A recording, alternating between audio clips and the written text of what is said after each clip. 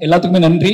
Kabaddi players and team, என்னோட assistant directors, என்னோட actors எல்லாத்துக்குமே நன்றி. ரஞ்சித் அண்ணா, அந்த நாள் ஞாபகம் மறக்கவே முடியாது. பெரிய பெருமாள் நான் வந்து நீங்கள் ஃபஸ்ட்டு பார்த்துட்டு ஒரு மழை நாளில் எனக்கு லவ் யூ மெசேஜ் அனுப்புனீங்க. அந்த நாள்லேருந்து இந்த பயணம் தொடங்குது.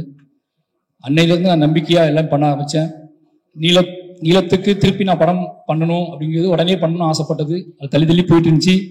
அது பெரிய என்ன சொல்கிறது, எனக்கு அது பெரிய பெயினாகவே இருந்துச்சு, குற்ற உணர்ச்சியாகவே இருந்துச்சு. ஏதோ பெரிய வாழ்க்கையில் தப்பு பண்ணுறோமோன்னு தோணிட்டே இருக்கும். ஏதோ வழியில் பைசன் பண்ணிட்டேன்.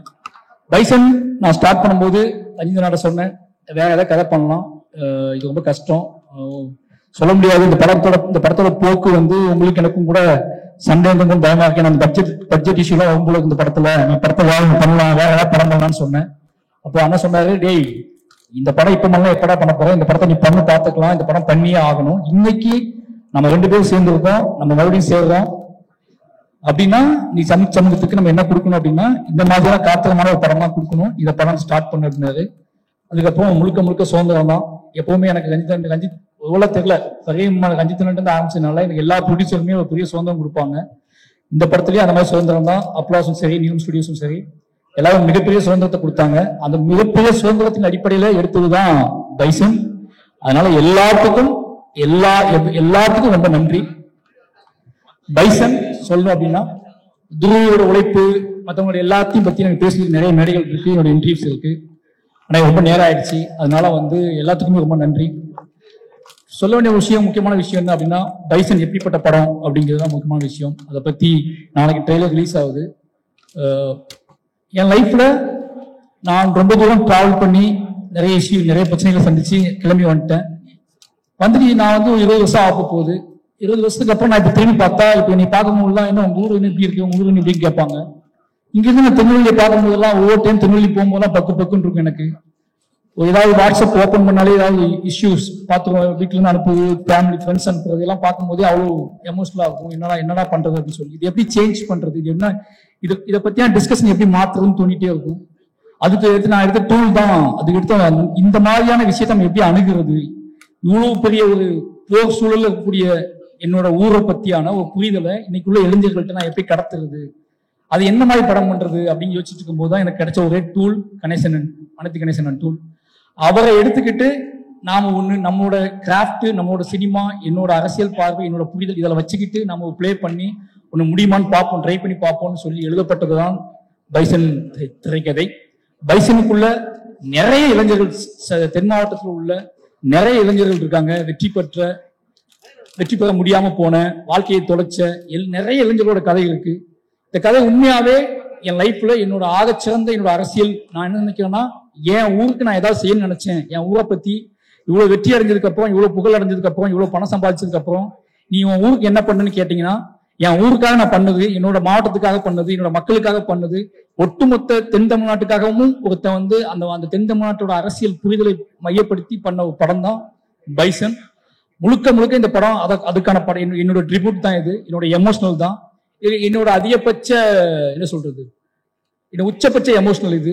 எப்படியாவது இந்த படம் இது எவ்வளவு பேர் ஹிட் ஆகுது அப்படிங்க தாண்டி இது என்ன மாதிரியான தாக்கத்தை ஏற்படுத்துது, இது என்ன மாதிரியான எமோஷனல் ஏற்படுத்துது, இது என்ன மாதிரியான கனெக்டிவிட்டியை ஏற்படுத்துது, இது என்ன மாதிரியான ஒரு முடிவுக்கு வருது இந்த படம் அப்படிங்கிறத வந்து அதை பார்க்கறதுக்காக நான் வெயிட்டிங். அதுக்கு மட்டுமே நான் வெயிட் பண்றேன். இந்த 17 அப்படிங்கிறது வந்து எனக்கு வந்து வெளியே வர ஆடியன்ஸ் படம் நல்லா இருக்குன்னு சொல்றதை விட, படம் ஹிட்டு, படம் சூப்பர் ஹிட்டு, படம் ஃபாஸ்ட் ஆஃப், இதெல்லாம் தாண்டி எனக்கு இந்த படத்துக்குள் பேசப்பட்டிருக்கக்கூடிய விஷயத்தை என்னவா தமிழ் சமூகம் எடுத்துக்குது அப்படிங்கிறத தெரிஞ்சுக்கிறதுக்காக ரொம்ப ஆர்வமா இருக்கேன். அதுக்கு காரணம் நாங்கள் அதாவது என்னது, அதுக்கு முக்கிய காரணம் முக்கிய வாழ்க்கை சூழல் தான். இது வந்து ஏதாவது பண்ணி ஆகணும் அப்படிங்கிற பண்ண படம் பைசன். நிச்சயமா அந்த வேலையை செய்யணும்னு உறுதியா நம்புறோம். அதுக்கான காரணம் இந்த பைசன்ல வேலை பார்த்த அத்தனை பேருமே இதை புரிஞ்சுக்கிட்டு வேலை பார்த்திருக்காங்க, இந்த எமோஷனல் புரிஞ்சுக்கிட்டு வேலை பார்த்திருக்காங்க. அவங்க அத்தனை பேருக்கு அதை கடத்தினேன். அமீர் சாரா இருக்கட்டும், பசுபதி சாரா இருக்கட்டும், லால் சாரா இருக்கட்டும், எல்லார்கிட்டையும் நான் பேசுனது கதையை பத்தி கிடையாது, என் ஊரை பத்தி, என் நிலத்தை பத்தி, இங்க சிக்கலை பத்தி, இங்க இது எப்படி. ஏன்னா நாங்க இருக்கும் போதே நிறைய சமூகம் நடக்கும். லால் சார் வந்து நீ பாப்பாரு, அமீர் சார், பசுபதி சார் வந்து என்ன மாதிரி அப்படின்பாரு. அந்த எமோஷனல் இருக்குல்ல, கேட்கும் போது பதில் சொல்ல முடியாத பார்வையோட நான் நிற்பேன். அவங்க ஏதாவது எமோஷனலா கேட்பாங்க, அதுக்கு எனக்கு பதிலே இருக்காது. எங்க இருந்து ஆரம்பிக்கிறதுன்னு தெரியாது. இந்த பிரச்சனைக்கு ஒரு பிரச்சனையை பத்தி அவன் எனக்கு கேட்கும்போது அது எந்த பாயிண்ட்ல இருந்து ஆரம்பிக்கணும்னு எனக்கு தெரியாது.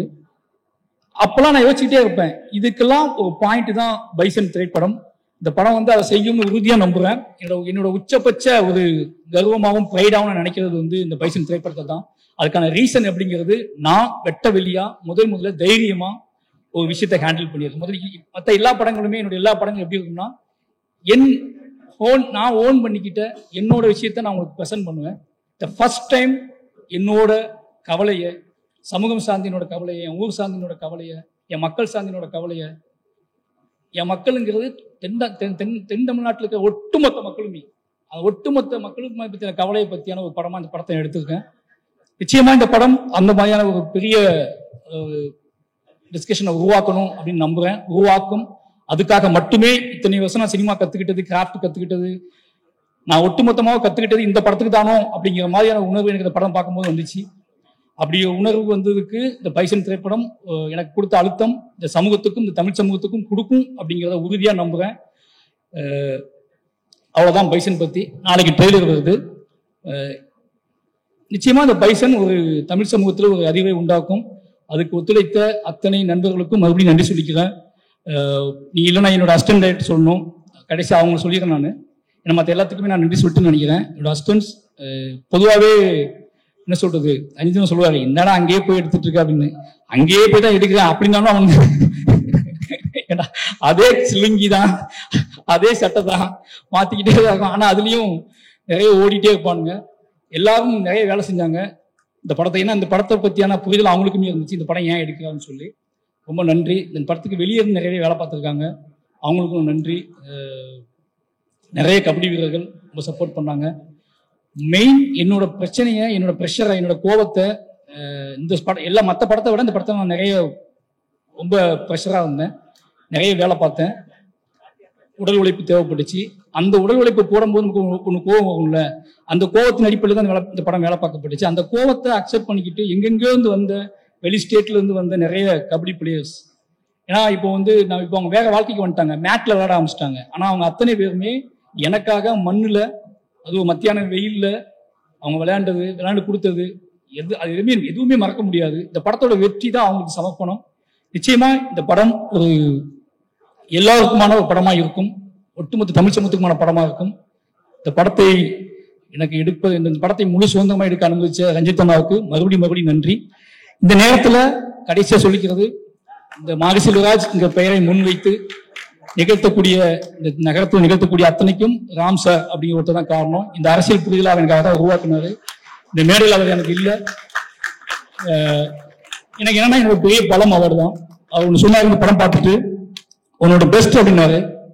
ஒவ்வொரு படமும் அவரை காட்டும் போது இந்த வார்த்தையை நான் வாங்க ட்ரை பண்ணுவேன். பெரியம்மாள் பண்ணும்போது பெஸ்ட் படம் எடுத்துடா அப்படின்னாரு.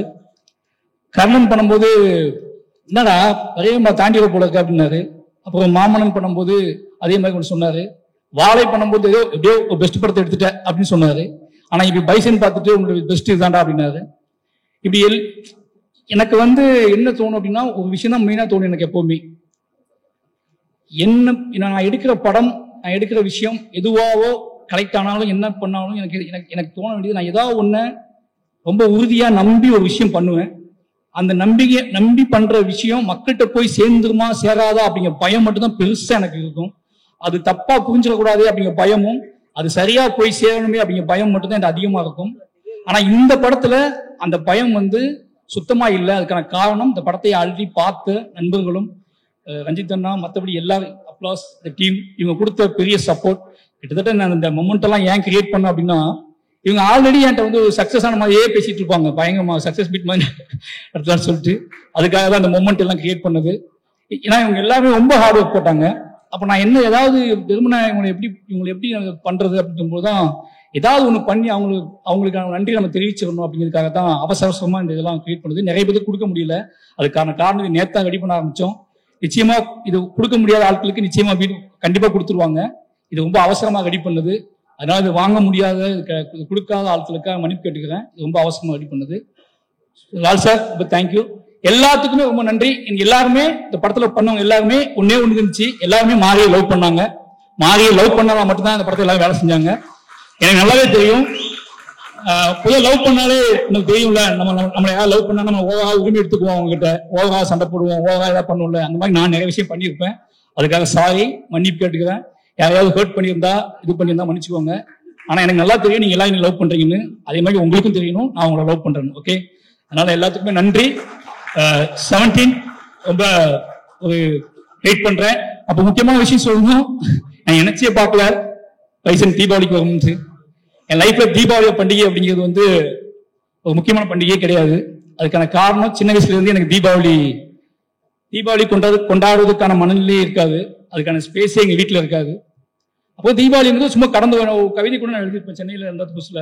ஒரு பாலிய நண்பனின் மரணத்தை போல கடந்து செல்கிறது தீபாவளி.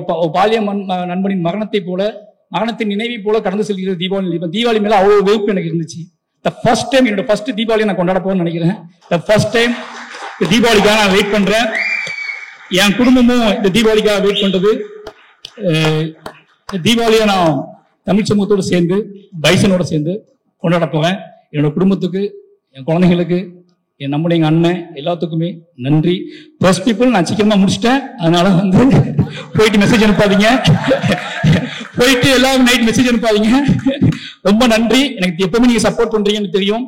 இனி ரொம்ப நம்புவீங்க, என்னை ரொம்பவே லவ் பண்றீங்க, இனி ரொம்ப நம்புவீங்க. என்னோட மீடியா வந்து தொடர்ந்து என்னை ரொம்ப நம்புதுன்னு எனக்கு தெரியும். உங்களுக்கு நம்பிக்கையை காப்பாற்றுற படமாவும் ஒரு மனுஷனாவும் தொடர்ந்து இருப்பேன். ரொம்ப நன்றி. தேங்க்யூ.